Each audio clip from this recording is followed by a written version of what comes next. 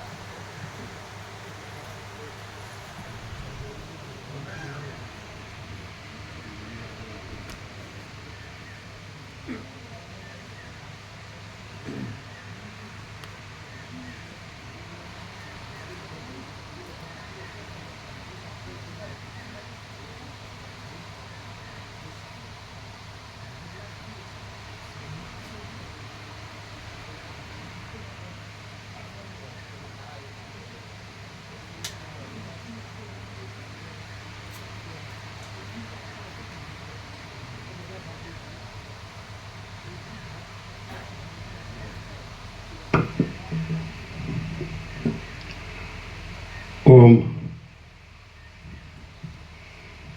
परम चिदाकाश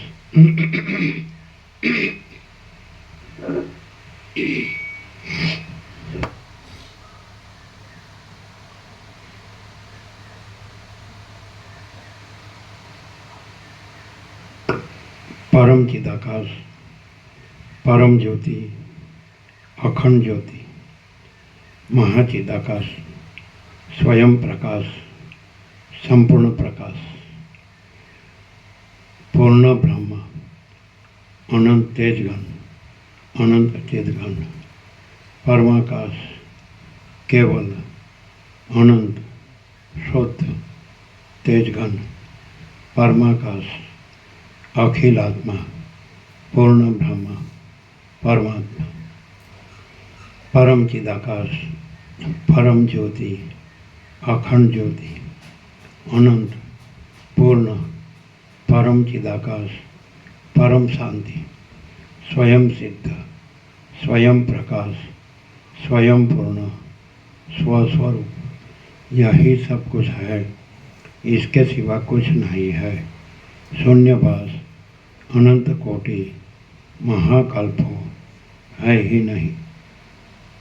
महाचिदाकाश स्वयं प्रकाश संपूर्ण प्रकाश महाचिदाकाश ज्योति अनंत अखंड अभेद महाचिदाकाश ज्योति महातत्व महासामान्य महाचिदाकाश स्वसंवेद्य सहज निर्विकल्प महाचिदाकाश परम कैवल्य परम शांति पूर्ण ब्रह्म परम चिदाकाश अनंत पूर्ण निरपेक्ष सत अनंत संपूर्ण अपरिघ निर्भ्रांत निरपेक्ष वसिष्ठराम निर्वणोत्तरार्ध राउंड 41मो राउंड।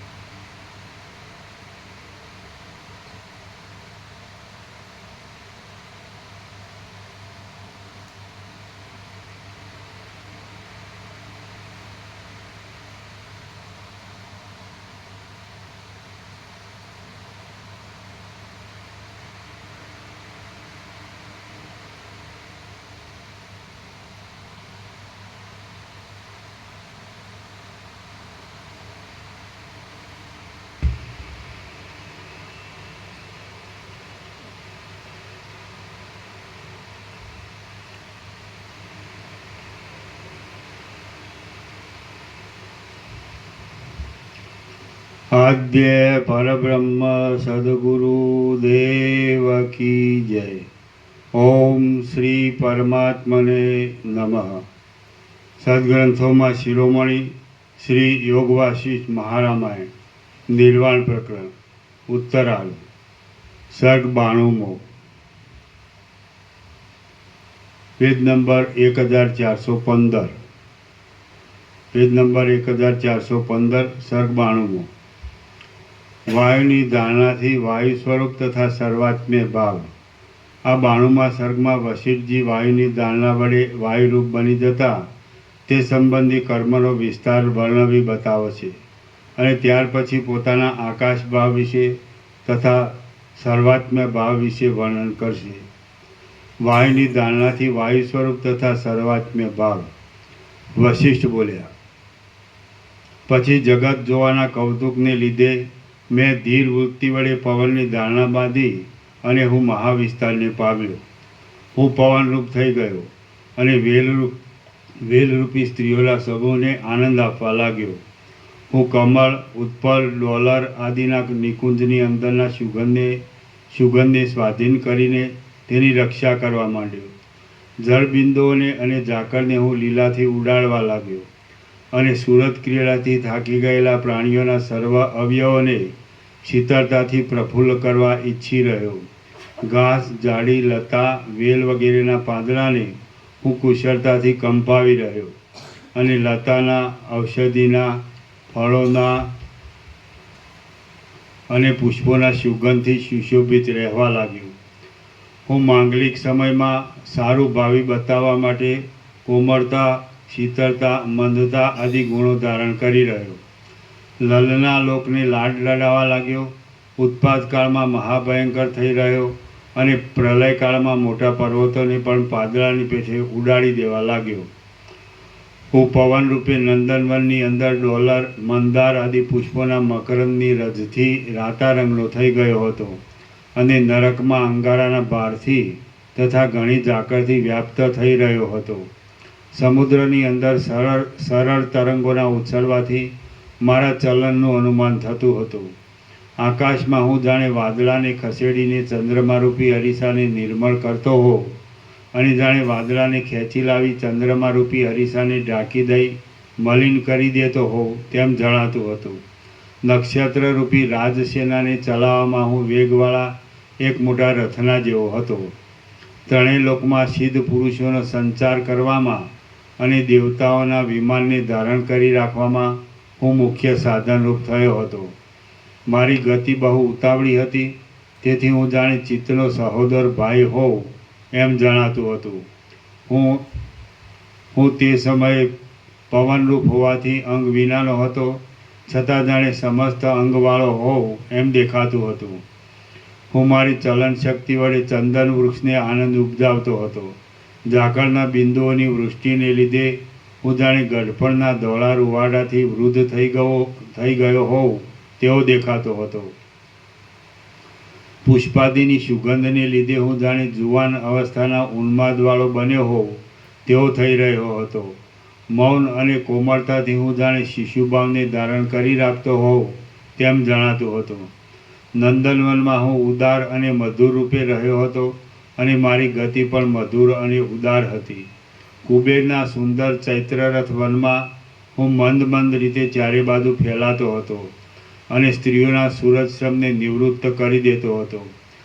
ઘણા કાળ સુધી ગંગાના અવયવરૂપ થઈ રહેલા તરંગોરૂપી હિંડોળામાં હિંચકવાથી હું જાણે મોટા શ્રમને પ્રાપ્ત થયો હોઉં એમ જણાતું હતું. બીજાઓના શ્રમને દૂર કરવાની ઉત્કંઠાથી હું મારા પોતાના શ્રમનો વિચાર કરતો નહોતો અને પારકાના મોટા શ્રમને દૂર કરતો હતો. પુષ્પોના ભારથી નમી ગયેલી ચપળ પત્રરૂપી હાથવાળી ભમરાવરૂપી નેત્રને ધારણ કરી રહેલી અને જાણે વસંતની સ્ત્રીઓ જેવી દેખાતી લતાઓને હું ઘણા લાંબા કાળ સુધી કંપાવતો હતો. ચંદ્રબિંબમાં રહેલા અમૃતને ઘણા કાળ સુધી ઉપભોગમાં લઈ હું પૂર્ણતાવાળી આકાશરૂપી શૈયામાં શયન કરતો હતો અને કમળોના સમૂહને તોડી નાખી પોતાના તથા પારકાના સૂરજશ્રમને નિવારતો હતો. બધી રજને મરજી પ્રમાણે લઈ જવામાં હું એક આકાશગામી ઘોડાના જેવો હતો. સુગંધરૂપી મદોન્મત હાથીને ઉલ્લાસ આપવામાં હું તેનો મુખ્ય મિત્રરૂપ થતો હતો. વીજળીરૂપી રણસિંગાને વગાડી હું તેના ગંભીર શબ્દ વડે વરસાદરૂપી પશુઓની રક્ષા કરતો હતો. જળબિંદુઓરૂપી મોતીઓનો તો હું એક તાંતણાની પેઠે આધાર હતો. રજને સમાવી દેનારા જળને હું શોષી લેતો હતો. હું આકાશરૂપી પુષ્પના સુગંધ જેવો દેખાતો હતો. આથી આકાશના ગુણરૂપ શબ્દનો હું જાણે સહોદર ભાઈ હોઉં તેમ દેખાતું હતું. હું પ્રાણીઓના અંગો તથા ઉપાંગોમાં પ્રવેશ કરતો હતો અને નાડીરૂપી પરનાળામાં પાણીના પ્રવાહની પેઠે વહ્યા કરતો હતો. સર્વ પ્રાણીઓના પ્રાણરૂપ હોવાથી તેમના મર્મસ્થાનમાં કામ કરનારા સર્વ પિત્ત કફ આદિનો હું એક આત્મારૂપ જેવો જ હતો. નિરંતર હું એક વટેમાર્ગોની પેઠે અહર્નિશ ભમવાનું જ કામ કર્યા કરતો હતો. હૃદયરૂપી ગુફામાં હું કેસરી સિંહની પેઠે ઘર કરી રહ્યો હતો. અગ્નિની અંદર રહેલા બળને હું બરાબર રીતે જાણતો હતો. સુગંધરૂપી રત્નને હું લૂંટારાની પેઠે લૂંટી લેતો હતો. હું વિમાનરૂપી નગરના આધારરૂપ હતો. પાપરૂપી અંધકારને નિવૃત્ત કરવામાં હું ચંદ્રમા જેવો હતો અને શીતળતારૂપી ચંદ્રમાનો તો હું ક્ષીરસાગરની પેઠે જન્મભૂમિરૂપ હતો. પ્રાણ અને અપાનની કળારૂપી રજ્જુ વડે હું પ્રાણીઓના શરીરોરૂપી યંત્રોને ચલાવતો હતો. સમુદ્રના તરંગોને ઉછાળવાથી હું દ્વીપો સાથે શત્રુતા કરતો હતો.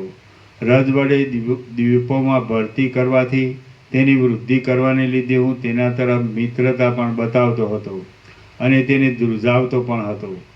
મનોરાજ્ય વડે નજર આગળ ખડા થઈ ગયેલા નગરની પેઠે હું પાસે હતો, છતાં મારું સ્વરૂપ કોઈના જોવામાં આવતું ન હતું.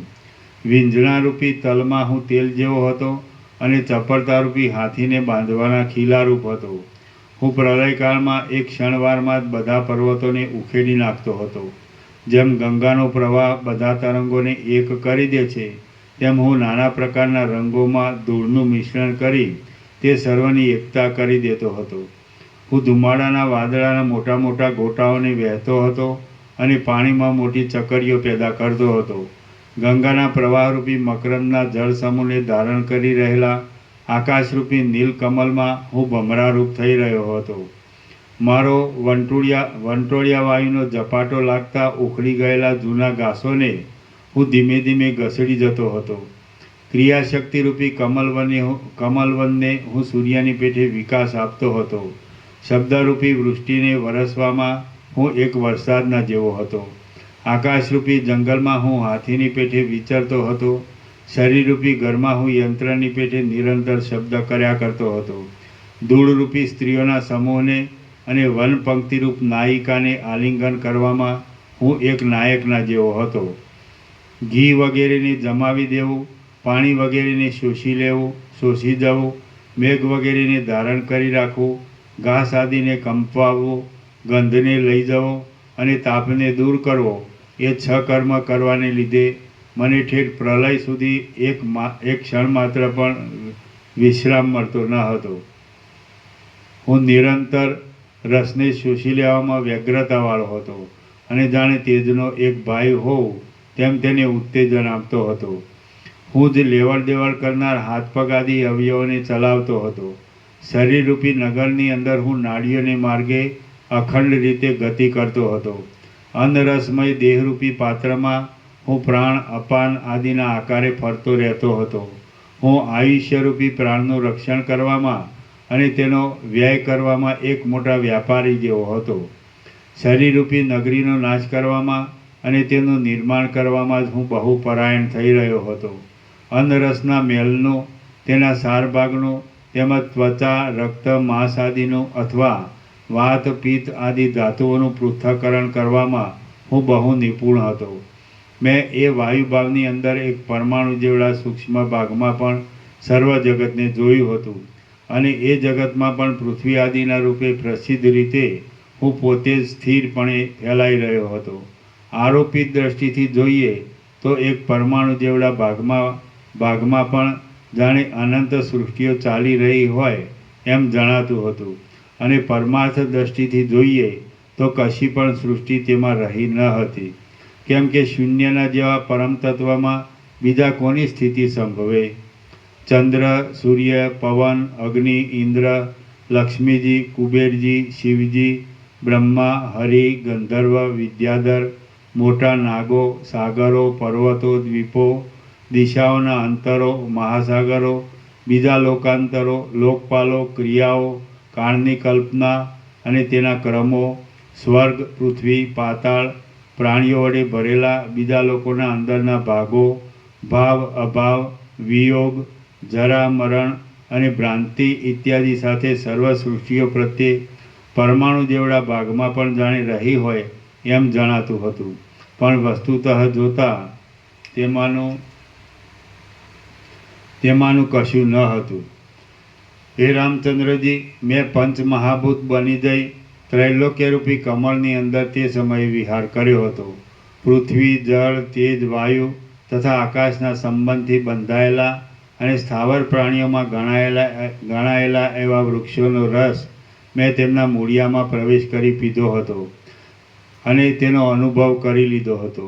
જાણે અમૃતથી જ ઘટ અવયવવાળા રચાયા હોય એવા દેખાતા અને ચંદનના રસની પેટે શીતળતા આદિ ગુણોથી સુશોભિત એવા ચંદ્રબિંબોમાં મેં ઝાકળની શીતળતાવાળી સૈયાની પેઠે શયન કર્યું હતું.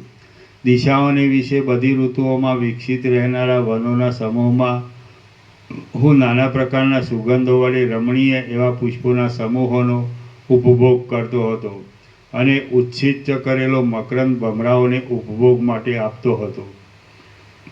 ઉપર પ્રમાણે ધારણાથી આકાશરૂપ થતાં તેમાં પણ તેવા જ અનુભવ વિશે સમજી લેવું.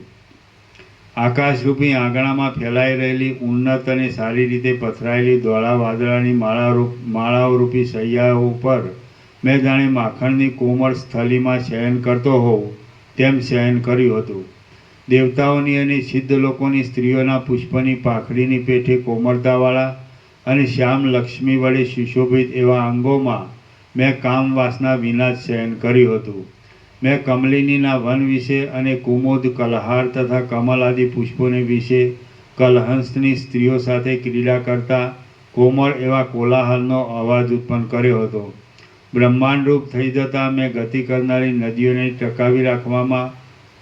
ટકાવી રાખવામાં મૂળરૂપ એવા ભૂમંડળ સાથે પ્રાણીઓવાળા જગતોના સમૂહને અવયવ વડે ધારણ કર્યા હતા અને પર્વતોને રૂવાડાની પેઠે ધારણ કર્યા હતા. જગતમાં પ્રસિદ્ધ અને આકાશને અડકતા એવા પર્વતો નદીઓરૂપી લાંબા સૂત્રવાળા સમુદ્રો સાથે પ્રતિબિંબવાળા અરીસાની પેઠે મારા અવયવોમાં વિશ્રાંત થઈ રહ્યા હતા. જેમ માખી તથા લીખ વગેરે જ્ઞાનપૂર્વક પ્રાણીઓના દેહમાં વિશ્રાંતિ લે છે, તેમ મારા દેહની અંદર સિદ્ધ, વિદ્યાધર આદિ પ્રાણીઓની સૃષ્ટિએ વિશ્રાંતિ કરી હતી. પોતાના શરીરમાં કાળા, રાતા, ધોળા, પીળા અને લીલા વર્ણને ધારણ કરી રહેલા તેમજ સ્નિગ્ધ વૃક્ષોની પેઠે સ્થિરતાથી જમીનના રસનું આકર્ષણ કરનારા સૂર્ય વગેરે મારી કૃપાથી જ આનંદ વડે વિશ્રામ લેતા હતા. સમુદ્રરૂપી મુદ્રાવાળી અને 7 દ્વીપોને લીધે 7 રૂપે વિભક્ત દેખાતી પૃથ્વીને પોચામાં ધારણ કરી રાખેલા કંકણની પેઠે મેં ધારણ કરી રાખી હતી.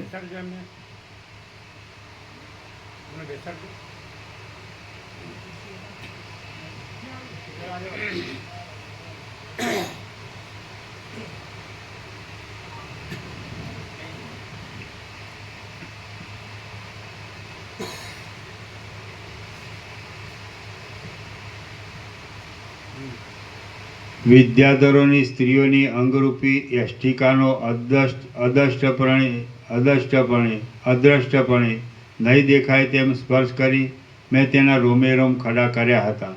નદીઓરૂપી તાળીઓમાં રહેલા નિર્મળ પુષ્કળ જળરૂપી રસને ધારણ કરી રહેલા અનેક છિદ્રોવાળા એવા પર્વત આદિ અનેક જગતો મારા અસ્થિઓના સમૂહરૂપ અને માંસ આદિરૂપ થઈ રહ્યા હતા. જેમ ઉંબરાના ફળમાં અસંખ્ય મચ્છરા રહ્યા હોય છે, તેમ મારા હૃદયાકાશની અંદર ચંદ્ર સૂર્યરૂપી ચપળ ચામરવાળા અસંખ્ય ઐરાવત હાથીઓ રહ્યા હતા. એ પ્રમાણે હે રામચંદ્રજી, હું સર્વ પાતાળરૂપી ચરણને ધારણ કરી રહ્યો હતો ત્યારે ભૂતળ મારા ઉદરરૂપ હતું અને આકાશને મેં મસ્તક રૂપે ધારણ કર્યું હતું. છતાં પણ મેં મારું વાસ્તવિક પરમ સૂક્ષ્મ ચિન્માત્ર સ્વરૂપ છોડ્યું ન હતું. હું સર્વ દિશાઓમાં, સર્વ ઠેકાણે અને સર્વ સમયે બધું કરતો હતો અને સર્વરૂપ થઈ રહ્યો હતો. તો પણ વસ્તુતઃ જોતાં હું સર્વ દ્વૈત ભ્રમથી રહિત કેવળ ચિન્માત્ર રૂપ જ રહ્યો હતો. તે સમયે હું કાંઈક દ્રશ્ય પદાર્થ આદિ રૂપે થઈ રહ્યો જણાતો હતો, છતાં મારામાં કાંઈક અનિર્વચનીયપણું રહ્યું હતું. વળી ત્યારે સાકારપણું અને નિરાકારપણું તથા જડતા અને ચેતનપણું એ બંને ભાવનો સારી પેઠે અનુભવ કર્યો હતો. મૈનાક પર્વતની પેઠે પોતાની અંદર રહેલા પર્વત, શિલા આદિ વડે સુંદર તથા અતિ વિસ્તારવાળા સમુદ્રના પ્રત્યેક પ્રદેશમાં હજારો સૃષ્ટિઓ સ્થિરતાથી રહી હતી.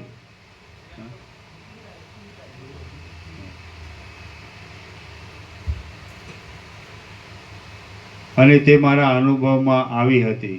અરીસો જેમ પ્રતિબિંબિત થઈ રહેલા નગરોને ધારણ કરે છે, તેમ શુદ્ધ ચેતનરૂપ એવા મેં મારા અંગમાં ગૂઢપણે અને પ્રકટપણે અસંખ્ય જગતોને ધારણ કર્યા હતા.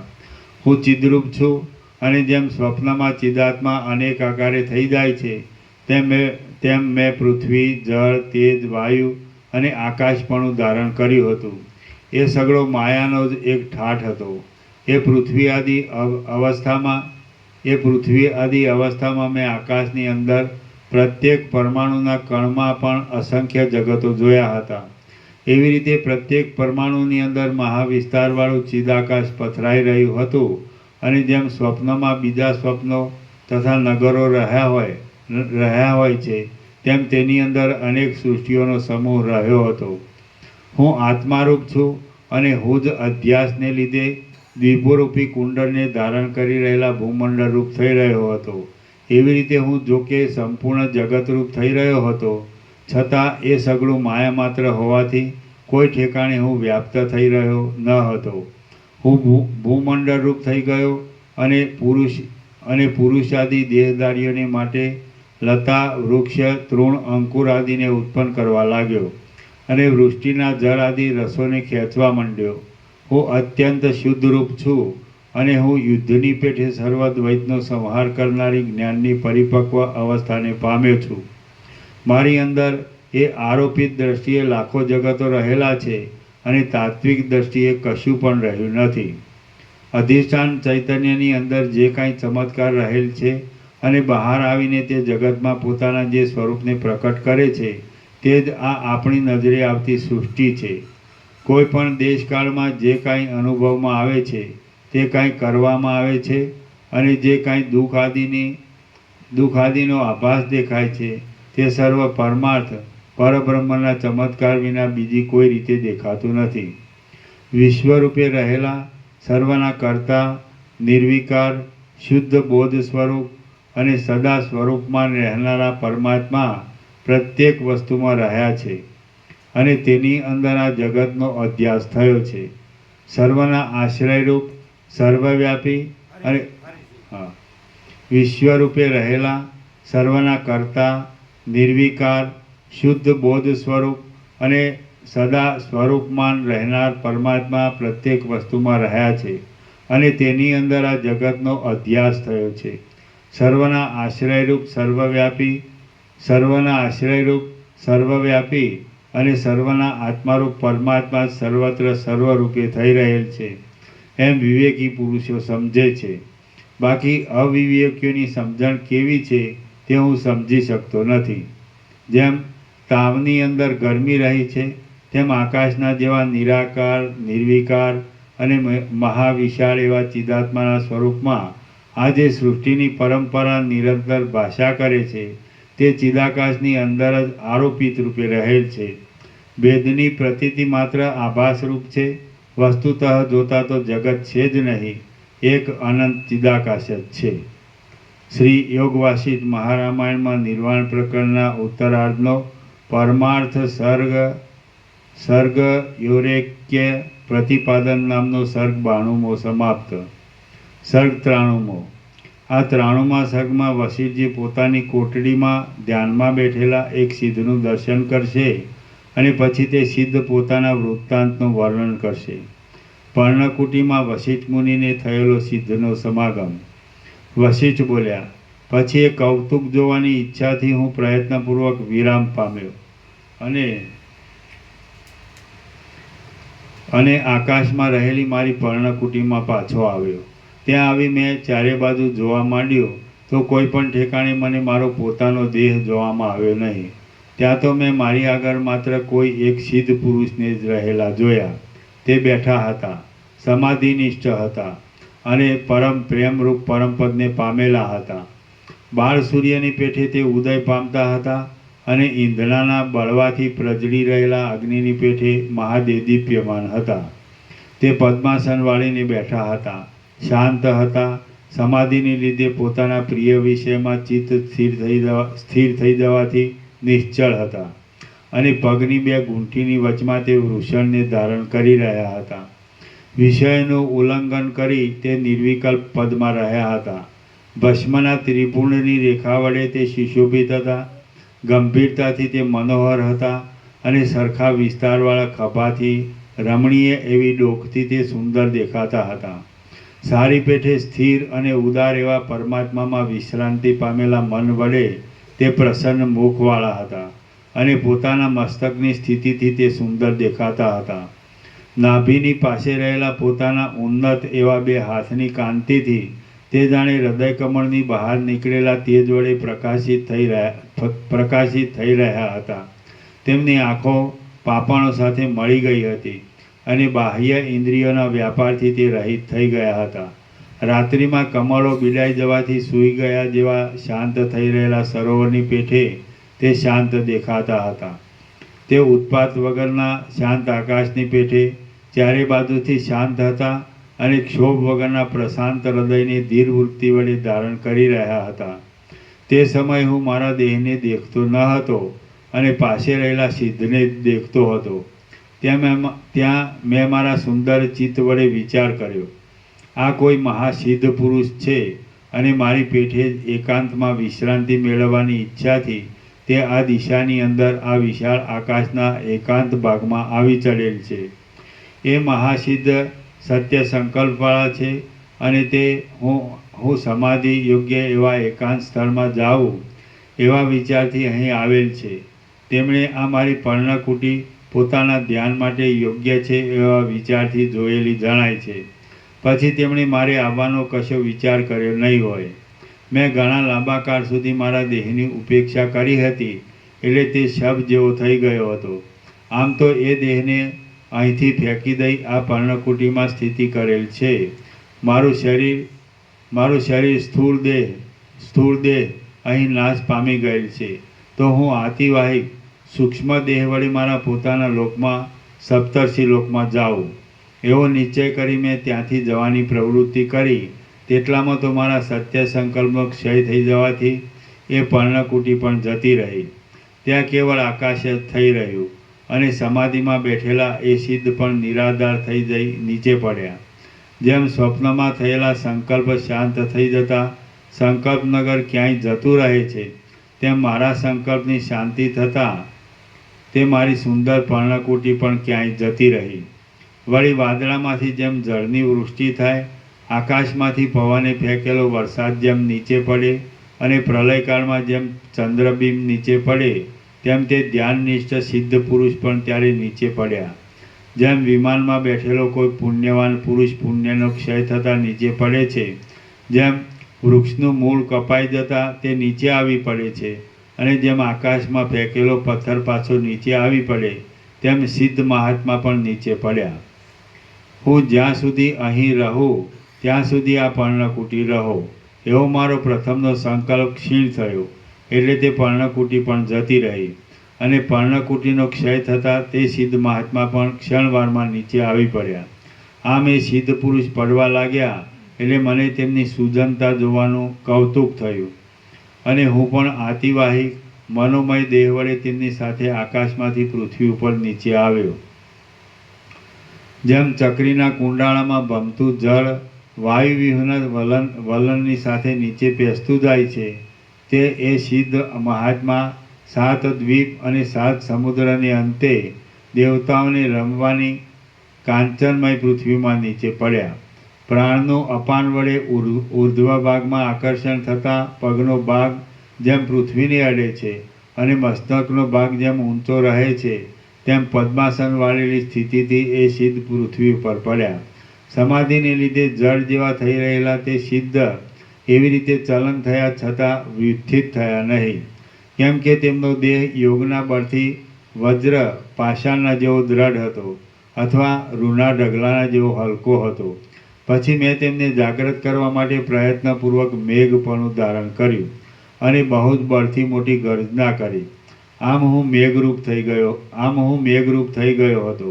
વર્ષાઋતુ જેમ મયુરને જાગૃત કરે છે, તેમ મેં પોતાની બુદ્ધિની ચતુરાઈ વડે તે દિશામાં મોટા કરાઓરૂપી વજ્રને ફેંકી તે સિદ્ધ મહાત્માની સમાધિમાંથી જાગૃત કરી દીધા. એ સિદ્ધ મહાત્મા સમાધિમાંથી વ્યુત્થિત થયા. એટલે જેમ વર્ષાઋતુમાં જળની ધારાઓનો સમૂહ પડવાથી કમલોનો સમૂહ વિકસિત થઈ જાય છે, તેમ એ વિકસિત નેત્રવાળા થઈ ગયા અને તેમની અવયવોની શોભા મહાદેદીપ્યમાન દિસવા લાગી. પ્રબોધને પ્રાપ્ત થયેલા, પરમ શાંત સ્થિતિમાં રહેલા અને પરમાર્થ સ્થિતિમાં હેતુરૂપ એવી સમાધિમાંથી નિવૃત્ત થઈ ગયેલા એ સિદ્ધ મહાત્માને મેં સ્વચ્છ વૃત્તિ વડે પૂછ્યું, હે મુનિશ્રેષ્ઠ, આપ ક્યાં રહ્યા છો અને શું કરો છો? આપ આટલે બધે ઊંચેથી નીચે પડ્યા છતાં આપના ચિત્તમાં એ વિશે કેમ કશી ખબર ન પડી? આ પ્રમાણેનું મારું કહેવું સાંભળીને એ સિદ્ધ મહાત્માએ પોતાની પૂર્વસ્થિતિનું સ્મરણ કર્યું અને ચાતક પક્ષી જેમ વરસાદ તરફ મધુર વચન ઉચ્ચારે તેમ તે મારા તરફ આ પ્રમાણે સુંદર વચન બોલ્યા. હું જ્યાં સુધી મારા વૃત્તાંતનું સ્મરણ કરું ત્યાં સુધી આપ થોભો, પછી હું મારું પાછળનું સર્વ વૃત્તાંત આપને કહીશ.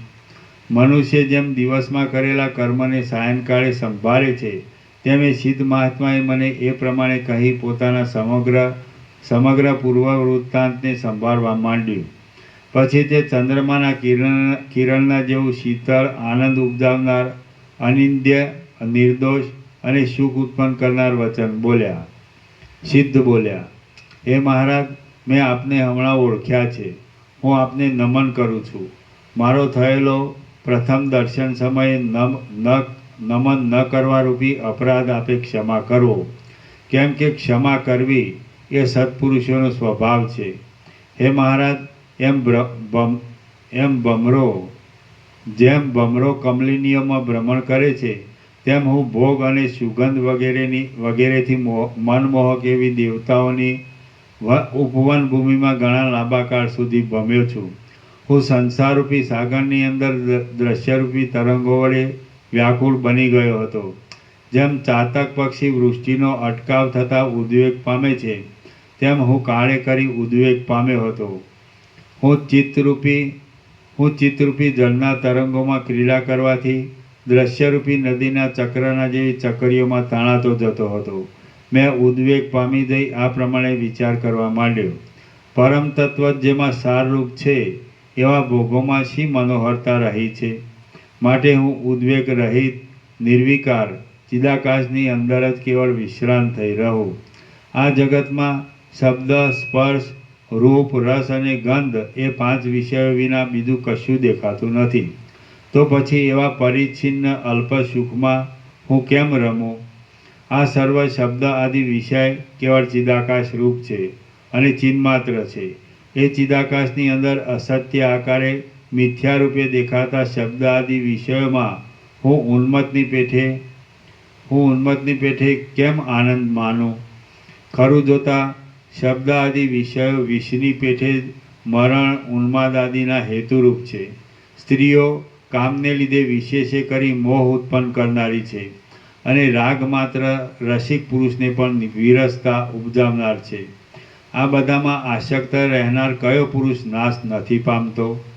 ત્વરિત ગતિવાળી જૂની જરાવસ્થારૂપી મોટી બગલી જીવિતરૂપી શેવાળની અંદર આ મોટી માછલી ભક્ષ્ય માટે મળી છે એમ સમજી શરીરને ગળી જવા ઈચ્છે છે. આ શરીર સમુદ્રમાં ઉત્પન્ન થયેલા પરપોટાની પેઠે ક્ષણવારમાં નાશ પામી જાય તેવું છે. તે દીવાની શિખાની પેઠે પોતાની પાસે દેખાતા છતાં પળવારમાં અદૃશ્ય થઈ જાય છે. આ જીવિતરૂપી નદી વિવિધ પ્રકારના વિક્ષેપોરૂપી તરંગવાળી છે. ચક્રના જેવી ચકરીઓને પેદા કરનારી છે. જન્મ મરણરૂપી મોટા બંને કાંઠાવાળી છે. સુખ દુઃખરૂપી તરંગોને ધારણ કરનારી છે. યૌવન અવસ્થાના આવિર્ભાવરૂપી કાદવવાળી છે. વૃદ્ધાવસ્થારૂપી ધોળા ફીણના ગોટાઓવાળી છે. અણધારી રીતે ઉત્પન્ન થનારા સુખરૂપી પરપોટાવાળી છે. વ્યવહારરૂપી મોટા પ્રવાહની રેખામાં થયા કરતા મૂર્ખ પુરુષોના પ્રલાપરૂપી જળના શબ્દો વડે આકુળતાવાળી છે. રાગદ્વેષરૂપી વરસાદ વડે વૃદ્ધિ પામનારી છે. ભૂતળરૂપી ચપળ દેહને ધારણ કરનારી છે. લોભ તથા મોહરૂપી મોટા આવર્તવાળી છે અને ચડતી પડતીના ફેરફારવાળી છે. એ કેવળ શબ્દ માત્રથી શીતળ દેખાય છે, પણ વસ્તુતઃ જોતા તો તે ત્રિવિધ તાપ વડે તપેલી વહ્યા કરે છે. પુત્ર મિત્ર આદિ પ્રિય પદાર્થોના સમાગમો સંસારરૂપી નદીમાં જળની પેઠે જ નિરંતર વહે જાય છે અને પ્રથમની ધન સંપત્તિ સાવ જતી રહે છે તથા બીજી અપૂર્વ ધન સંપત્તિ પ્રાપ્ત થાય છે. આવા પ્રથમ પ્રાપ્ત થઈને પછી પાછા જતા રહેનારા નષ્ટ પદાર્થોનું શું પ્રયોજન છે? જે પદાર્થો અપૂર્વ રૂપે આવી મળે છે તેમાં શી આસ્થા રાખવી? બધી નદીઓનું જળ જો કે વહે જાય છે તો પણ પર્વત મેઘ આદિમાંથી તેની આવક પણ હોય છે, પરંતુ દેહરૂપી નદીનું આયુષ્યરૂપી જળ તો વહે જાય છે પણ પાછી તેની આવક નથી. કુંભારના ચાકડા ઉપર ચડાવેલા ગડા તથા કોડિયા આદિ પદાર્થો જેમ ક્ષણે ક્ષણે બદલાયા કરે છે, તેમાં સંસારરૂપી સાગરમાં સેંકડો ભોગ્ય પદાર્થો પ્રત્યેક દેહે અને પ્રત્યેક ક્ષણે જુદા જુદા રૂપે બદલાઈ જતા જણાય છે. વિષયરૂપી વિષમ શત્રુઓ વિવેકાદી દ્રવ્યને લૂંટી લેવામાં ચતુર ચોર જેવા છે. તેઓ ચારે બાજુ ફરે છે અને વિવેકરૂપી સર્વસ્વને હરી જાય છે. તો તેમાં હું શું સૂતો રહું? આથી હું જાગતો રહું છું. દિવસો આયુષ્યના એક નાના નાના ખંડરૂપ છે. તે વારંવાર આવે છે અને જાય છે. અહો, કાળ વડે જતા રહેનારા એ દિવસોને કોણ જાણે છે? અમુક પદાર્થ આજે મળ્યા, અમુક પદાર્થ કાલે મળશે, અમુક પદાર્થ અમુક આકારનો છે, અમુક પદાર્થ અમુક માણસનો છે અને અમુક પદાર્થ મારો છે. એમ કલ્પનામાં વહી ગયેલા આયુષ્યને તથા આવી ઉભેલા મૃત્યુને લોકો જાણી શકતા નથી. મેં અનંત વનભૂમિઓમાં ભ્રમણ કર્યું છે, અનેક વસ્તુઓનો ઉપભોગ લીધો છે, અનેક રસોનું પાન કર્યું છે અને અનેક સુખ દુઃખોનો અનુભવ કર્યો છે. તો હવે પછી બીજું અહીં શું અપૂર્વ મેળવવાનું છે? સુખ દુઃખનો અનુભવ થવાથી, વારંવાર જન્મ મરણના અખંડ ચક્રાવામાં ભમવાથી અને સર્વ પદાર્થો અનિત્ય હોવાથી હવે અમને ભોગોમાં ઉત્કંઠા રહી નથી. અમે અનેક ભોગોના સમૂહ ભોગવ્યા છે અને અનિત્યતાનો પણ અત્યંત અનુભવ કર્યો છે, પણ અહીં કોઈ પણ સ્થળે અમને અત્યંત વિશ્રાંતિ મળતી જ નથી. હું ઊંચા શિખરોવાળી મેરુ પર્વતની ઉપવન ભૂમિમાં અને લોકપાલોની મહાનગરીઓમાં ખૂબ ભમ્યો છું, છતાં મને શાશ્વત અને નિરંતર એવું શું સાંપડ્યું છે? સર્વત્ર વૃક્ષો કાષ્ઠ વડે પ્રાપ્ત છે, સર્વત્ર વૃક્ષો કાષ્ઠ વડે વ્યાપ્ત છે, પ્રાણીઓ માંસ વડે વ્યાપ્ત છે, પૃથ્વી મૃતિકા વડે વ્યાપ્ત છે અને સર્વત્ર દુઃખો તથા અનિત્યતા રહેલા છે. તો તમે જ કહો, તેમાં શો ભરોસો રાખવો? જે મનુષ્યને કાળે પોતાની ઝપટમાં લીધો છે તેને ધન, મિત્રો, સુખો કે બાંધવો પણ રક્ષી શકતા નથી. માણસો ધૂળના ઢગલાના જેવા અસ્થિર છે. આ પર્વતની તળેટીમાં પડેલા વરસાદના જળની પેઠે તેઓ વિષયોની અંદર આસક્ત થઈ જઈ કશો પુરુષાર્થ કર્યા વિના જ મરણ શરણ થાય છે. વિષયો મારા મનને હરી શકતા નથી, તેમ જુદી જુદી જાતની વિભૂતિઓ પણ મને મનોહર લાગતી નથી, કેમ કે આ જીવિત મદોન્મત અંગનાના કટાક્ષપાતના જેવું અતિ ચપળ છે. હે મહારાજ, જ્યાં આજે કે કાલે ક્રૂર કાળ મસ્તક ઉપર પગ મૂકવાને કે આપત્તિ આપવાને તૈયાર થઈ રહ્યો છે, ત્યાં કયા સમયે કોને ક્યાંથી અને કયા પ્રકારે આ અનિત્ય પ્રપંચનો ભરોસો બંધાય? શરીર પાંદડાના જેવું ચપળ છે. જીવિતની સ્થિતિ પ્રતિદિન ઘસારાને લીધે જીર્ણ થતી જાય છે. બુદ્ધિ અધીરતા વડે વ્યાપ્ત છે અને રસો નીરસ દેખાય છે.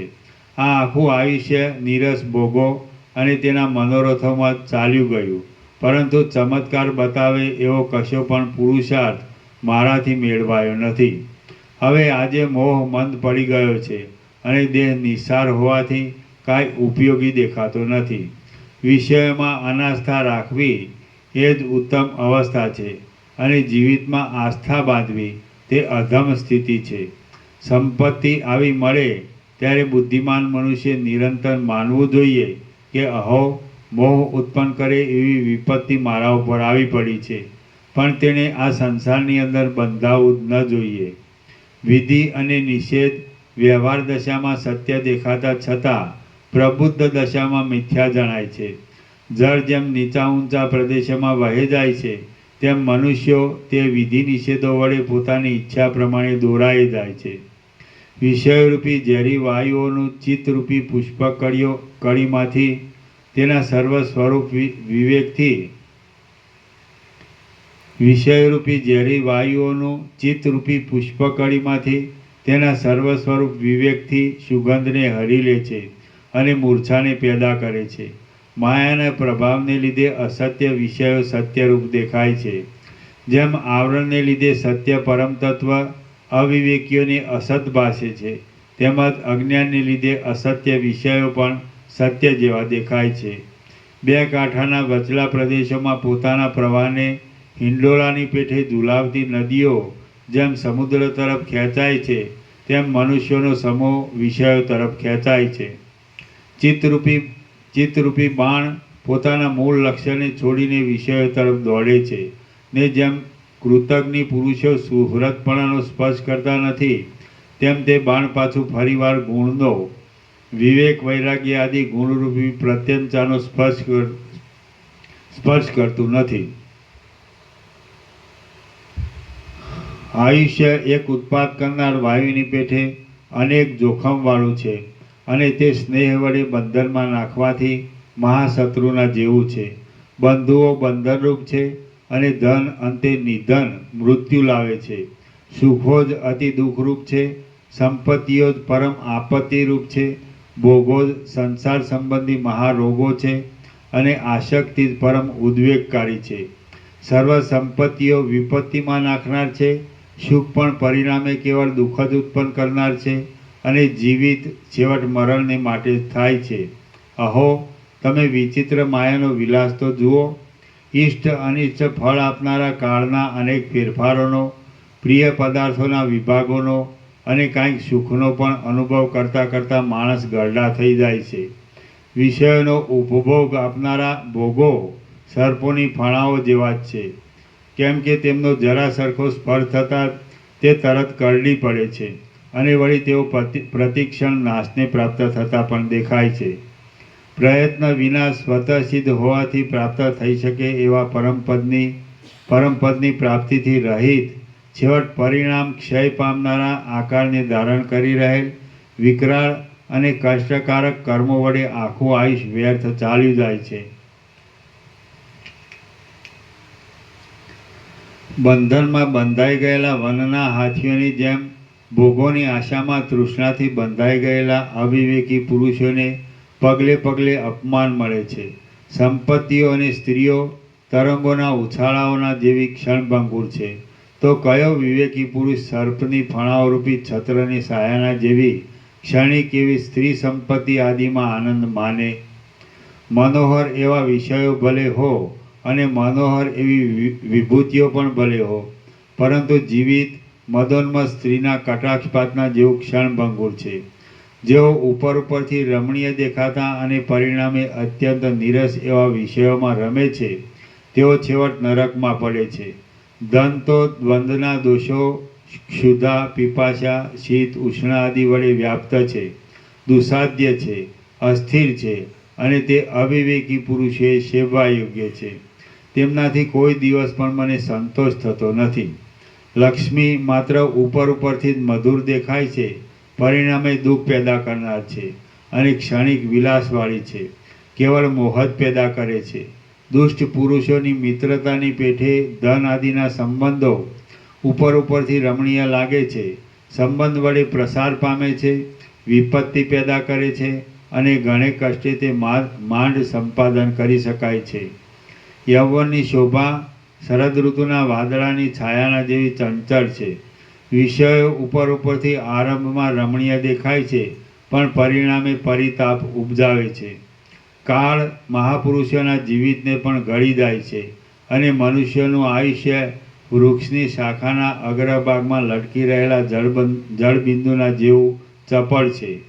વૃદ્ધાવસ્થા પ્રાપ્ત થતાં કેશ ધોળા થઈ જાય છે અને દાંત પણ જીર્ણ થઈ જાય છે.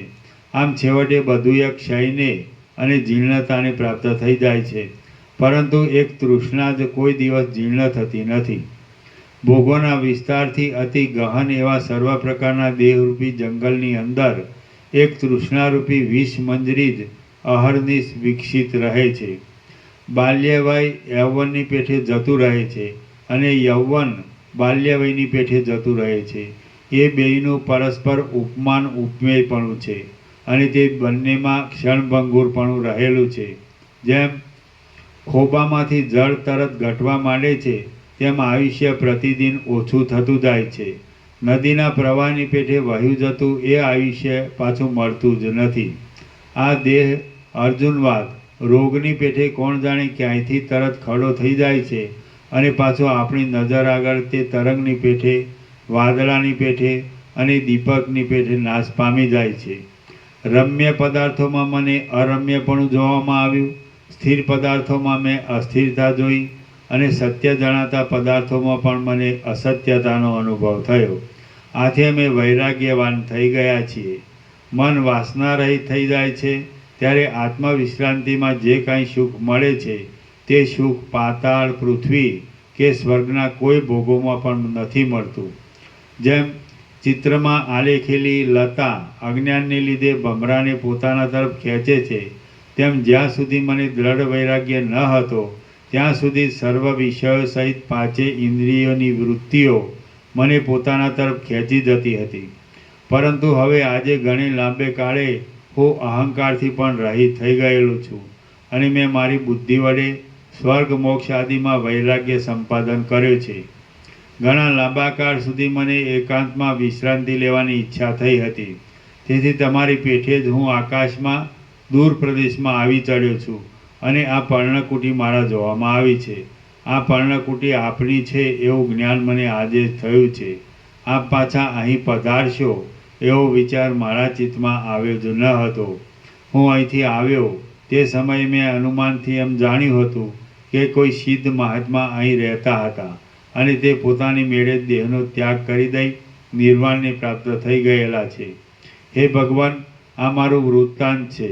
હું અમુક છું તે સર્વ પણ મેં આપને યથાસ્થિત રીતે કહ્યું છે.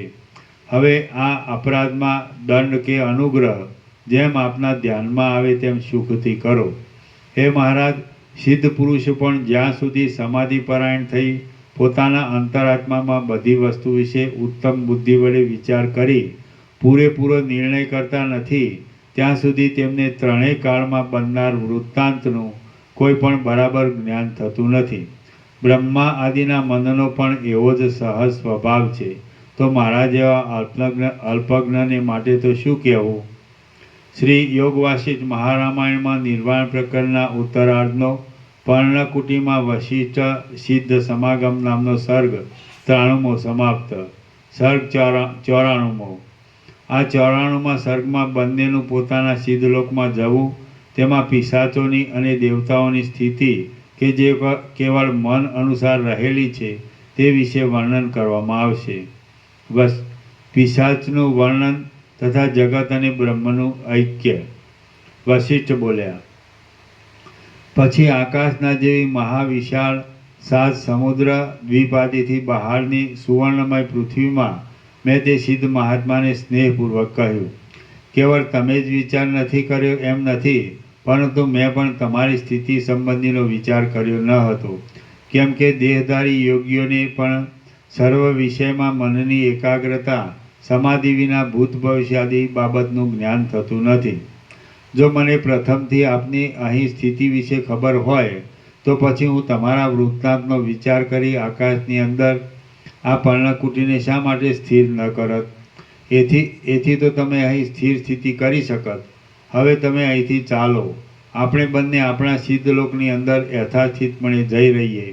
કેમ કે પોતાના આત્માની વિક્ષેપ વગરની સ્થિતિ સંપાદન કરવામાં પોતાના સ્થાનમાં જ શાંતપણે રહેવું એ એક ઉત્તમ સાધન છે. તે વખતે અમે બંને આકાશમાંના તારા જેવા જણાતા હતા. આવી રીતે નિર્ણય કરી અમે બંને જણ એક યંત્રમાંથી ઉડેલા બે પાષાણની પેઠે એક સાથે જ આકાશમાં ઉડ્યા. પછી અમે એકબીજાને પ્રણામપૂર્વક રજા આપી. ત્યારે એ સિદ્ધ પોતાના અભિષ્ટ પ્રદેશમાં નંદનવનમાં ચાલ્યા ગયા અને હું મારા અભિષ્ટ પ્રદેશમાં સપ્તર્ષિલોકમાં ચાલ્યો ગયો. હે રામચંદ્રજી, મેં ઉપર પ્રમાણેનું સર્વ વૃત્તાંત તમને કહી બતાવ્યું. તમે આ સંસારની આશ્ચર્યભરી વિચિત્રતા તો જુઓ. રામ બોલ્યા, આપનો આ પાર્થિવ દેહ તો રજરૂપ થઈ જઈ અણુરૂપ થઈ ગયો હશે. તે પછી આપે કયા દેહ વડે સિદ્ધલોકમાં ભ્રમણ કર્યું? વશિષ્ઠ બોલ્યા, હું જગતરૂપી ઘરની અંદર સિદ્ધ પુરુષોની સેનામાં અને લોકપાલોની નગરીઓમાં ભમતો હતો. મને એ સમયનું વૃત્તાંત સાંભળ્યું તે તમે સાંભળો. હું સ્થૂળ દેહથી રહિત હતો અને આતિવાહિક સૂક્ષ્મ દેહ વડે યુક્ત હતો. હું જો કે ઇન્દ્રના નગરમાં ગયો હતો, પણ ત્યાં મને કોઈએ દીઠો નહીં. હે રામચંદ્રજી, તે સમયે હું આકાશની પેઠે નિરાકાર થઈ રહ્યો હતો.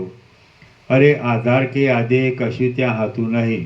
હું તો ચિદાકાશ વડે સત્તાવાળા મંદરૂપ જ થઈ ગયો હતો. તમારા જેવા સ્થૂળદર્શીવાળાઓને હું ગ્રહિતા રૂપે, ગ્રહણ કરનાર તરીકે કે ગ્રાહ્ય રૂપે જણાતો ન હતો. તેમજ મારામાં દેશકાળ આદિનું પણ કોઈ ઠેકાણે પરિવર્તન થતું ન હતું. હું મનના મન રૂપે જ રહ્યો હતો. પૃથ્વી આદિ સ્થૂળ આકારથી રહિત જ હતો અને તેને લીધે જ હું પદાર્થોનો કશો અવરોધ કરતો ન હતો. મારો આકાર સંકલ્પ પુરુષના જેવો હતો. મને પદાર્થોના સમૂહો કાંઈ પણ પ્રતિબંધ કરી શકતા ન હતા. હું પોતે પોતાના અનુભવને જોયા કરતો હતો અને મારી પેઠે જ મનોમય રૂપે રહેલા પુરુષો સાથે હું વ્યવહાર કરતો હતો. આ બાબતમાં સ્વપ્નમાં થતા અનુભવો દ્રષ્ટાંતરૂપ છે. બાકી જે પોતાના અનુભવને પણ ન માને તેવાઓ સાથે તમારે વધારે તકરાર કરવાની કાંઈ જરૂર નથી. જેમ સ્વપ્નમાં ગતિ કરનાર મનુષ્ય સ્વપ્નની અંદર મનોમય દેહ ઘરમાં વ્યવહાર કરતો હોય તો પણ તે બીજાની સેવામાં આવતો નથી. તેમ હું આકાશમાં રહેલા દેવતાઓની પાસે રહ્યો હતો, છતાં તેમણે મને દીઠો નહીં. હું સેવામાં નહીં પણ જોવામાં.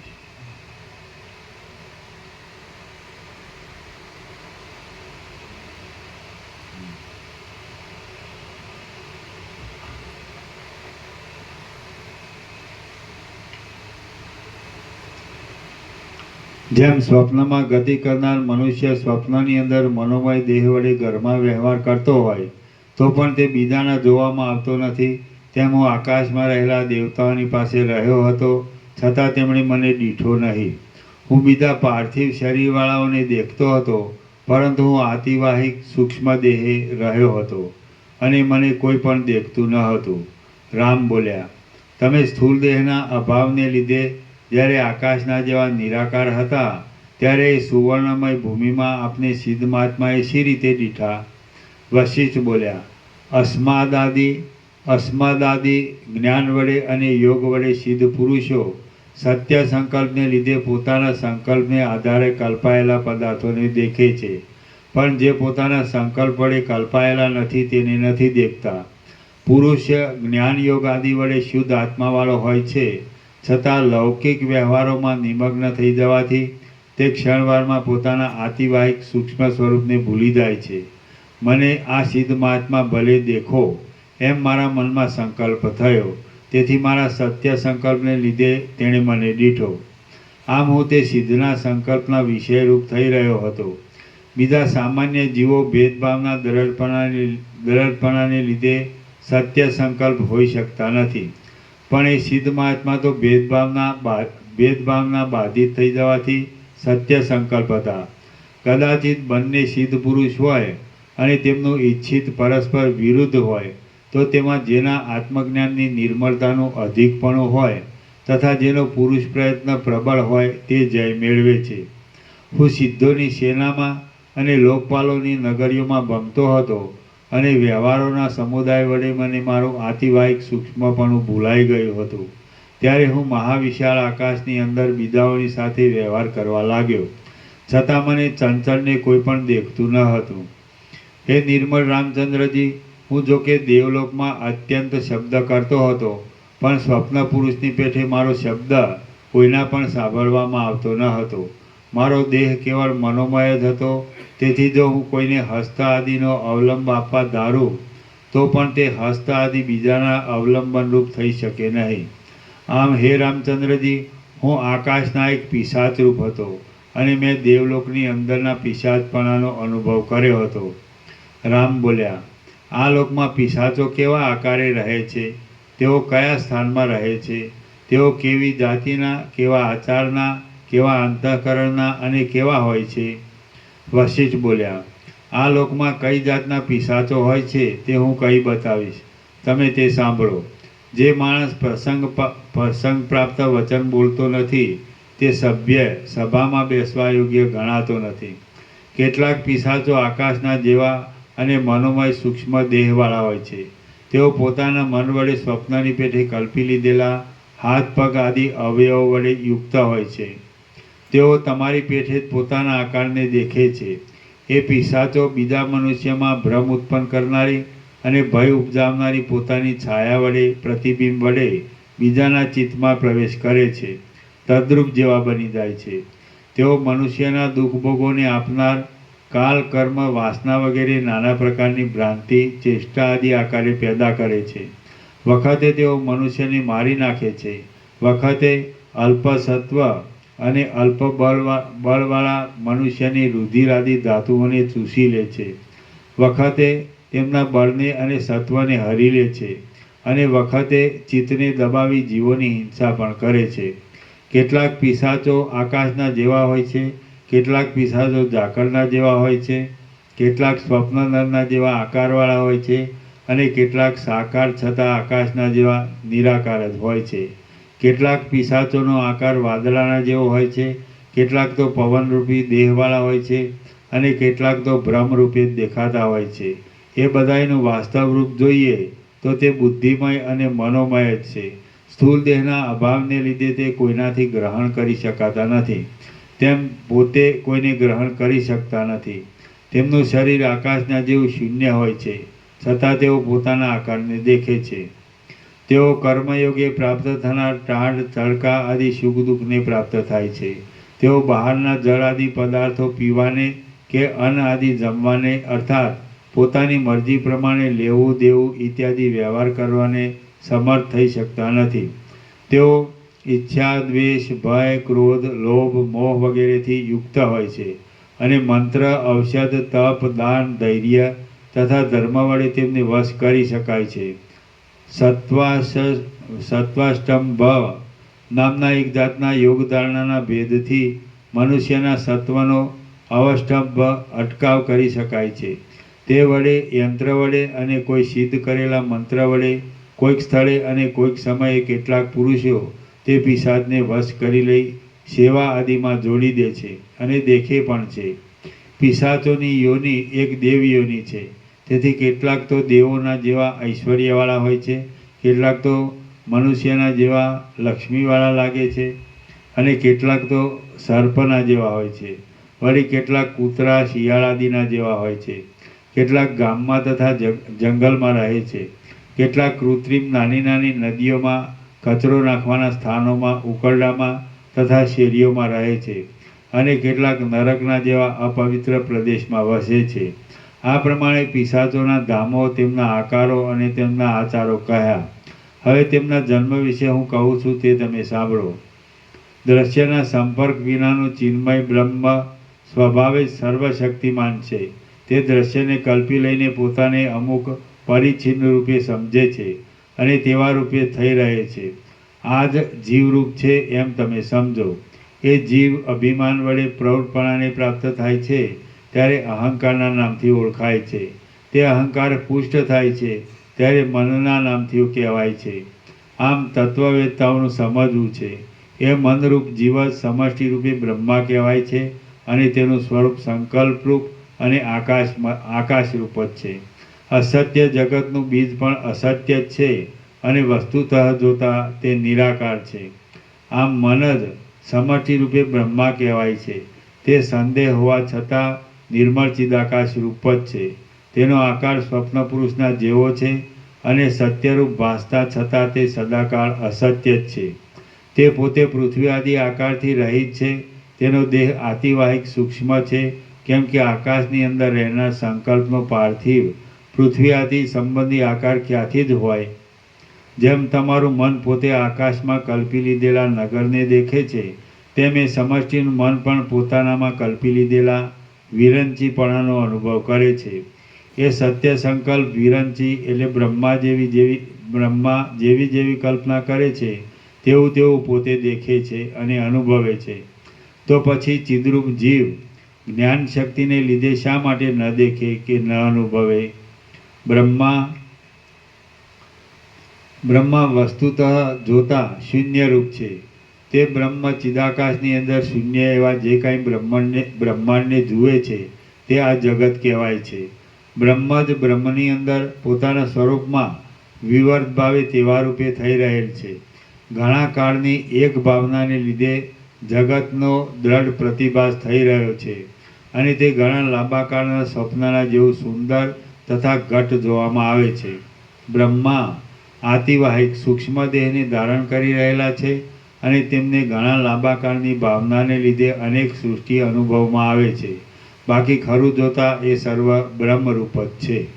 પરંતુ પ્રકટ ઉત્કર્ષને લીધે એ બ્રહ્માનો આતિવાહિક સૂક્ષ્મ દેહ પણ આધિભૌતિકપણાને પ્રાપ્ત થઈ ગયેલો છે. તેથી જ તે સૃષ્ટિ રૂપે કહેવામાં આવે છે અને તેમાં અનેક ભેદોની પ્રતીતિ થાય છે. એ બ્રહ્માનું વાસ્તવ સ્વરૂપ જોઈએ તો બ્રહ્મરૂપ જ છે. તેમજ જીવ અને જગત એ બંને પણ બ્રહ્મરૂપ છે. વસ્તુતઃ તેની ઉત્પત્તિ થઈ નથી. શૂન્યપણું અને આકાશ એ બંને જેમ એક જ છે, તેમ જગત અને જીવ એ બંને પણ એક જ છે. પવન અને ચલન શક્તિની પેઠે તે એક રૂપે જ રહેલ છે. તમે જેમ તમારા મિથ્યા એવા સંકલ્પ પુરુષને સત્ય લેખો છો, તેમ એ બ્રહ્મા પણ પોતાના દેહને પંચ મહાભૂત રૂપ સમજે છે. બાકી એ દેહ સાવ મિથ્યા જ છે અને વાસ્તવ નથી. એ બ્રહ્માએ બ્રહ્માંડના આકારે થઈ રહેલા પોતાના શરીરની ધાતુઓના પૃથ્વી આદિ 5 નામ પાડ્યા અને તેઓ પુષ્ટતાને પ્રાપ્ત થતાં જગત રૂપે થઈ રહેલ છે. જેમ તમારો પોતાનો સંકલ્પ અસત્ય છે છતાં તમને સત્ય રૂપે અનુભવમાં આવે છે, તેમ સમષ્ટિના આત્મારૂપ બ્રહ્મા પોતાના સંકલ્પને સત્ય રૂપે જ અનુભવે છે. બ્રહ્મા પોતે ચિદાકાશ રૂપ છે અને તેનો સંકલ્પ પણ ચિદાકાશ રૂપ છે. આમ આ સર્વ જગત બ્રહ્માના એક સંકલ્પરૂપ અને સ્વપ્નરૂપ છે. તેણે કરેલી આ જગતની ઉત્પત્તિ તથા નાશ એ બંને પણ સ્વપ્ન જેવા જ છે. એ બ્રહ્માનું સમષ્ટિ મન જેવા પ્રકારની સત્યતાને ધારણ કરે છે તેવા જ પ્રકારની સત્યતાને તેના અંશોમાં રહેલી છે. આથી તેણે બનાવેલ ઇન્દ્ર, ચંદ્ર, રુદ્ર અને સૂર્ય અને તેના કિરણો વગેરે પણ તેવા જ સત્યતાવાળા છે. પરમાર્થ દ્રષ્ટિથી જોતા આમ છે તો પછી અનેક જગતના સમૂહો એક જાતનું મનોરાજ્ય જ છે એમ કહી શકાય છે. તે શૂન્ય છે, નિરાલંબ છે અને ચિદાકાશ જ પોતાના સ્વરૂપમાં તેવા રૂપે વિવર્ત ભાવે થઈ રહેલા ભાસે છે.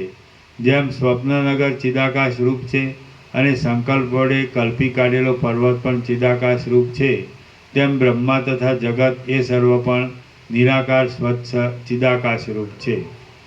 નિરંતર અને અવિનાશી એવા ચિદાકાશની અંદર આ દ્રશ્યજાળ આભાસ રૂપે જ માત્ર ખડી થઈ રહેલી દેખાય છે. તેથી સૃષ્ટિના આદિ, મધ્ય તથા અંતની જે કાંઈ પ્રતીતિ થાય છે તે મિથ્યા રૂપે જ ઉદય પામેલ છે. હે નિર્મળ રામચંદ્રજી, તમે, હું અને જગત ઇત્યાદિ જે કાંઈ છે તે ચિદાકાશ રૂપ જ છે, તો પછી તેમાં ઉત્પત્તિ અને નાશની વાત જ ક્યાં રહી? જ્યારે સર્વ મિથ્યા જ છે, ત્યાર પછી નિરર્થક અનર્થ ઉત્પન્ન કરનાર રાગ, દ્વેષ, ભય આદિ વિકારો શા માટે વૃથા ઉદય પામે છે તે તમે જ કહો. હે પ્રિય રામચંદ્રજી, વસ્તુતઃ જોતા સૃષ્ટિ આદિ કશું પણ છે નહીં, તેમ સૃષ્ટિ કે તેનો અભાવ એ કશું પણ નથી, પરંતુ સદાકાળ એક જ સ્વરૂપમાં રહેનાર પરબ્રહ્મ જ નિરંતર એવી રીતે જગત આદિના આકારે પ્રતીતિમાં આવે છે. ચારે બાજુથી શૂન્ય, વિશાળ વિસ્તારવાળા અને ચિત્ત સત્તારૂપી સ્વચ્છ જળ વડે પરિપૂર્ણ ચિદાકાશની અંદર ચિદાકાશરૂપી અક્ષય ક્ષેત્ર છે. કલ્પનારૂપી કાદવથી તે વ્યાપ્ત થાય છે, ત્યારે ચિદાકાશરૂપી બીજમાંથી આ અનેક પ્રાણીઓરૂપી શિલાઓની પંક્તિઓ ઉત્પન્ન થાય છે અને થશે. ખરી રીતે જોતા તો એ ચિદાકાશ રૂપ જ છે. તત્વદ્રષ્ટિ વડે જોઈએ તો અહીં કાંઈ ક્ષેત્ર પણ નથી, તેની અંદર કાંઈ વાવણી પણ થઈ નથી, કાંઈ બીજ પણ નથી, તેમ કશું ઉત્પન્ન પણ થયું નથી. અધ્યારોપ દ્રષ્ટિથી જોઈએ તો સર્વ રહેલું છે. એક ક્ષેત્રની અંદર જે શિલાઓની પંક્તિઓ પુષ્ટપણે રૂઢ થઈ રહી છે તે દેવાદી જાતિ છે, જે અત્યંત કાંતિ વડે રત્નરૂપે બહુ ઉજ્જવળતાથી દીપી નીકળે છે તે દેવર્ષિ આદિની જાતિરૂપ છે. જે શિલાઓ અર્ધભાગમાં ઉજ્જવળ વર્ણવાળી છે તે નરનાગ આદિની જાતિરૂપ છે. જે શિલાઓ મ્લાન છે તે રજોગુણથી દુઃખી થતી કૃમિ, સ્થાવર આદિ જાતિરૂપ જાણવી. જે શિલાઓ તોલમાં બહુ ભારે છે, જે કાંતિ, પ્રકાશ આદિ ફળથી રહિત છે, જે શૂન્ય આકારવાળી છે, જે ક્ષય વડે ઘસારાવાળી છે અને જે સ્થૂળ શરીર વિનાની છતાં સ્થૂળ શરીરવાળી પણ થઈ જાય છે, તે પિશાચ આદિની જાતિ સમજવી. કોઈ પણ જણ કોઈ પણ ઠેકાણે સંકલ્પ કરનારા વિધાતાની ઈચ્છાનો ફેરફાર કરી શકતો નથી, એટલે વિરંચીની ઈચ્છા જ એવી અનેક જાતિ રૂપે ઉદય પામી રહી છે. એ સર્વ પ્રાણીઓની જાતિ ચિદાકાશ રૂપ જ છે, આતિવાહિક સૂક્ષ્મ દેહવાળી છે અને પૃથ્વી આદિ સ્થૂળ ભાવથી રહિત છે. પરંતુ જેમ ઘણા લાંબા કાળના અનુભવથી સ્વપ્નમાં જાગ્રત દશાની પ્રતીતિ થાય છે, તેમ તે ઘણા કાળના લાંબા અભ્યાસને લીધે પોતાનામાં આધિભૌતિકપણાને કલ્પી લે છે. પિશાચ આદિ પણ એવી જ રીતે આતિવાહિક સૂક્ષ્મ દેહવાળા છે, છતાં ઘણા કાળના લાંબા અભ્યાસથી તે પોતાનામાં આધિભૌતિકપણાને સ્થૂળ ભાવને કલ્પી લે છે. તેઓ પોતાના સંસારમાં વિહાર કરે છે અને પોતાની યોનિમાં ભોગવાતા ભોગો વડે તેઓ પ્રસન્ન ચિત્ત રહે છે. જેમ ગામડાના માણસો ગામડાના માણસોને દેખે છે, તેમ તેમાંની કેટલીક જાતિ તો પરસ્પર એકબીજાને દેખે છે. પ્રાણીઓની આ સર્વ જાતિઓ જાણે સ્વપ્નરૂપી એક લોકમાં રહેતી હોય તેવી છે. ઘણા મનુષ્યો જુદા જુદા રૂપે પોતાને આવેલા અનેક સ્વપ્નોમાં અનેક લોકોને રચે છે, પણ તેઓ પરસ્પરને જોઈ શકતા નથી. તેમ કેટલીક પિશાચ જાતિઓ પણ અન્યોન્ય એકબીજાને દેખી શકતી નથી અને નાના પ્રકારના આકારવાળી હોય છે. જેવી રીતે જગતની અંદર પિશાચ આદિ નીચ જાતિઓ રહેલ છે, તેવી જ રીતે બીજી કુભાંડ, યક્ષ, પ્રેત આદિ જાતિઓ પણ ઘણું કરીને રહેલ છે. જેમ જ્યાં નીચાણ હોય ત્યાં જ જળ રહે છે, તેમ જ્યાં પિશાચ આદિ હોય ત્યાં જ તમ, અંધકાર, તમોગુણ, અજ્ઞાન રહે છે. મધ્યાહને પણ જે આંગણામાં પિશાચ રહે તેમાં અંધકાર જ રહેલો દેખાય છે. એ અંધકારને સૂર્ય ટાળી શકતો નથી અને પિશાચ સિવાય બીજો કોઈ તેને દેખી કે અનુભવી શકતો નથી. અહો, માયાનો કેવો પ્રભાવ છે એ તો તમે જુઓ. જેમ અગ્નિ, સૂર્ય, ચંદ્ર વગેરેનું સ્વાભાવિક તેજોમય મંડળ છે, તેમ પિશાચ આદિનું સ્વાભાવિક તામસ અંધકારમય મંડળ છે. ઘુવડની પેઠે પિશાચ આદિ પણ તેજમાં નિર્બળ થઈ જાય છે અને અંધકારમાં બળવાન હોય છે. આ આશ્ચર્ય તેમાં સ્વાભાવિક રીતે જ રહેલ છે. હું દેવતાઓના અને લોકપાલોના લોકની અંદર એક પિશાચ જેવો થયો હતો. તેથી પ્રસંગને લીધે મેં પિશાચ યોનિમાં ઉત્પન્ન થયેલા જીવની જાતિ વિશે તમને કહી સંભળાવી છે અને તે પણ સમયને અનુસરીને જ કહ્યું છે. શ્રી યોગવાસિષ્ઠ મહારામાયણમાં નિર્વાણ પ્રકરણના ઉત્તરાર્ધનો પિશાચ વર્ણન પ્રસંગે જગત બ્રહ્મણો એક્ય પ્રતિપાદન નામનો સર્ગ 94મો સમાપ્ત. ઓમ ઓમ ઓમ. 1429 પૂરો થયા પ્રભુ. 1430 ચાલુ થશે. 1429 પૂરો થયો.